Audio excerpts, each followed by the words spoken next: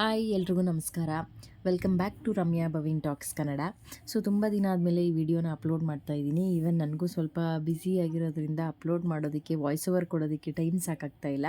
So ನಾವೆಲ್ಲ ದಸರಾ ಟೈಮಲ್ಲಿ GRS ಹೋಗೋಣ ಅಂತ ಪ್ಲ್ಯಾನ್ ಮಾಡಿಬಿಟ್ಟು GRSಗೆ ಹೊರಡ್ತಾ ಇದ್ವಿ. ಬೇಗ ಹೋಗೋಣ ಅಂತ ಅಂದ್ಬಿಟ್ಟು ಬೆಳಿಗ್ಗೆ ಒಂದು 6ಗೆ ಹೊರಟ್ಬಿಟ್ವಿ. ನೋಡಿದರೆ ಆ್ಯಕ್ಚುಲಿ ಗೊತ್ತಿತ್ತು ನಮಗೆ ಅಲ್ಲಿ 10:30ಗೆ ಓಪನ್ ಇರೋದು ಅಂತ ಅಂದ್ಬಿಟ್ಟು. ಬಟ್ ಆಲ್ಸೋ ಸ್ವಲ್ಪ ಬೇಗ ಹೋಗೋಣ ಅಂತ ಅಂದ್ಬಿಟ್ಟು ಹೊರಟ್ವಿ. ನಮ್ಮಮ್ಮ ನೋಡಿ ಬಾಯ್ ಮಾಡಿ ಕಳಿಸ್ತಾ ಇದ್ದಾರೆ. ನನ್ನ ಮಗಳನ್ನ ಬಿಟ್ಟು ಹೋಗ್ತಾ ಇದ್ವಿ. ಬಿಕಾಸ್ ಅಲ್ಲಿ ನನ್ನ ಮಗಳನ್ನ ಕರ್ಕೊಂಡೋದ್ರೆ ಯಾರಾದರೂ ಒಬ್ಬರು ಅವಳನ್ನ ನೋಡ್ಕೊಳ್ಳೋಕ್ಕೆ ಇರಬೇಕಾಗತ್ತೆ. ಯಾರಾದರೂ ಒಬ್ಬರು ಇದ್ದರೆ ಸೊ ಬೇರೆ ಗೇಮ್ಸ್ನ ನಾವು ಆಡೋದಕ್ಕಾಗೋದಿಲ್ಲ. ಸೊ ಅದಕ್ಕೋಸ್ಕರ ಅಂತ ಅಂದ್ಬಿಟ್ಟು ಮಗಳು ಸ್ವಲ್ಪ ದೊಡ್ಡವಳಾದ್ಮೇಲೆ ಕರ್ಕೊಂಡೋಗೋಣ ಅವಳನ್ನ ಅಂದ್ಬಿಟ್ಟು ನಾವು ಮಾತ್ರ ಹೋಗ್ತಾ ಇದ್ದೀವಿ. 7:30 8ಗೆಲ್ಲ ಮೈಸೂರು ರೀಚ್ ಆಗ್ತಾ ಇದ್ವಿ. ಸೊ ಹಾಗಾಗಿ ಬೇರೆ ಪ್ಲೇಸಸ್ ಏನಾದರೂ ಇದೆಯಾ ಆ ಟೈಮಲ್ಲಿ ಅಂತ ನೋಡಿದ್ವಿ. ಬಟ್ ಎಲ್ಲದೂ 9:30 10 ಮೇಲೇ ಓಪನಿಂಗ್ ಇದ್ದಿದ್ದರಿಂದ ಮೈಸೂರು ಫೇಮಸ್ ಅಂತ ಮೈಲಾರಿ ಹೋಟೆಲ್ ಅಂತ ಹೇಳ್ತಾರೆ ಬ್ರೇಕ್ಫಾಸ್ಟ್ಗೆ.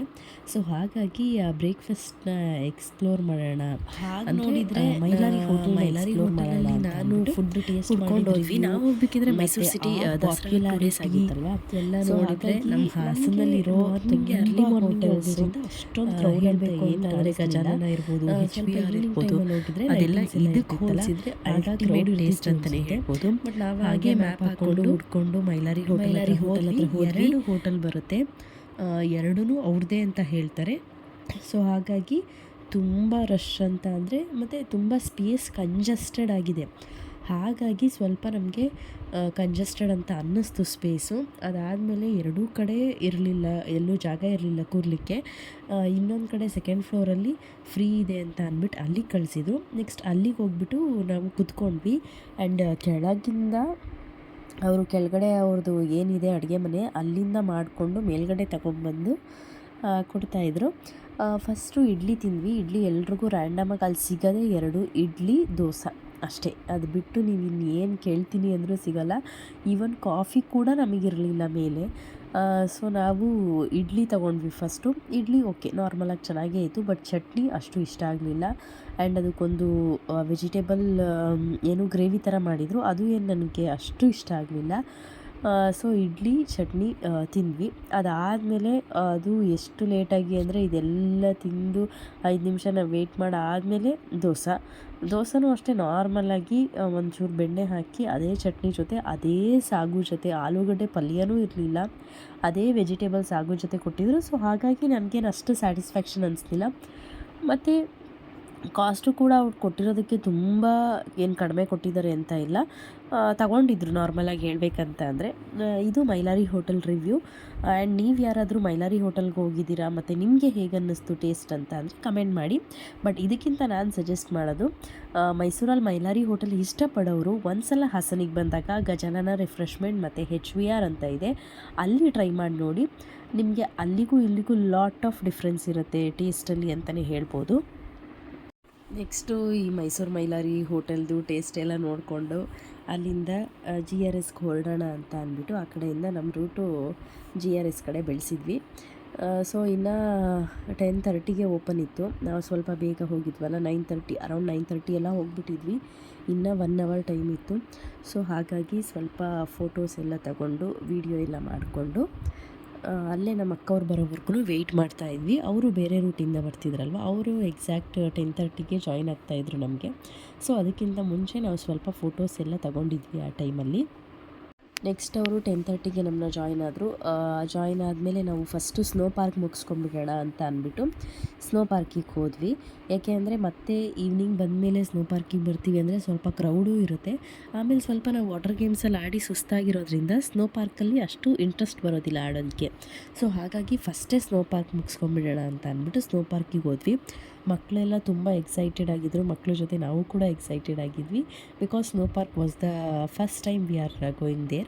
ಆ್ಯಂಡ್ ಫ್ಯಾಂಟಸಿ ಪಾರ್ಕಿಗೆ ನಾವು ಹೋಗಿದ್ದೀವಿ ಒಂದು 2-3 ಸಲ. But snow park first time ಆಗಿದ್ದರಿಂದ we were also excited. And ಅಲ್ಲಿ ನಿಮಗೆ ನಾವು ಪೇ ಮಾಡಿರೋ ಎಂಟ್ರಿ ಫೀಸಲ್ಲೇ ಶೂಸ್ ಇರ್ಬೋದು, ಜಾಕೆಟ್ ಇರ್ಬೋದು, ಹ್ಯಾಂಡ್ ಗ್ಲೌಸ್ ಇರ್ಬೋದು ಎಲ್ಲದನ್ನು ಕೊಡ್ತಾರೆ. ಅದನ್ನು ವೇರ್ ಮಾಡಿಕೊಂಡು ಹೋಗಬೇಕಾಗುತ್ತೆ ಎಲ್ಲ ಆರ್ಟಿಫಿಷಿಯಲ್ಸ್ನು.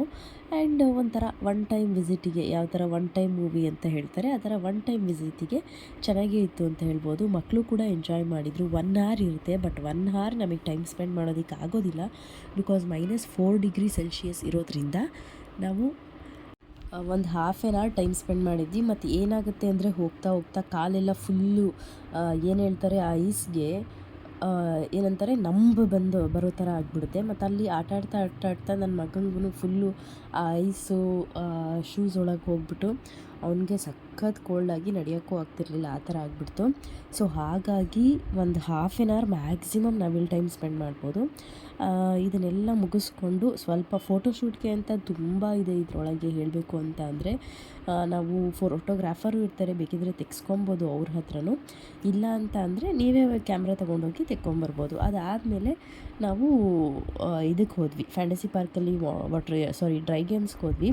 ಫಸ್ಟು ಡ್ರೈ ಗೇಮ್ಸ್ ಮುಗಿಸ್ಕೋಬೇಕು, ಯಾಕೆಂದರೆ ವೆಟ್ ಆದಮೇಲೆ ನಿಮಗೆ ಡ್ರೈ ಗೇಮ್ಸ್ ಆಡೋದಕ್ಕೆ ಬಿಡೋದಿಲ್ಲ. ಇಲ್ಲಾಂದರೆ ಡ್ರೆಸ್ ಚೇಂಜ್ ಮಾಡಿಕೊಂಡು ಮತ್ತೆ ಆಡಬೇಕಾಗುತ್ತೆ. ಇದರಲ್ಲಿ ಎಲ್ಲದನ್ನು ಆಡಿದ್ವಿ, ನಮಗೂ ಖುಷಿ ಆಯಿತು. ಇನ್ನೊಂದು ಸ್ಪೈರಲ್ ಅಂತ ಒಂದು game, crazy spiral something like that, ಆ ಥರ ಒಂದು ಗೇಮ್ ಇತ್ತು. ಅದಂತೂ ಅಲ್ಟಿಮೇಟ್ ಆಗಿದೆ.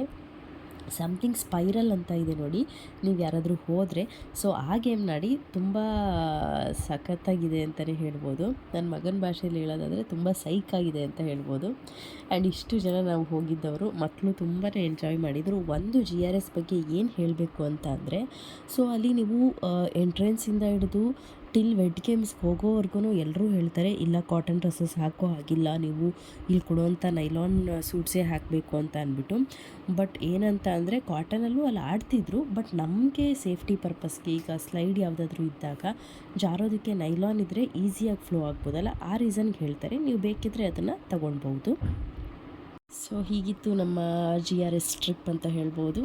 ಯಾರಾದರೂ ಕಮೆಂಟ್ ಮಾಡಬೇಕು ಅಂತ ಅನಿಸಿದ್ರೆ ಕಮೆಂಟ್ ಮಾಡಿ. Thank you so much for watching.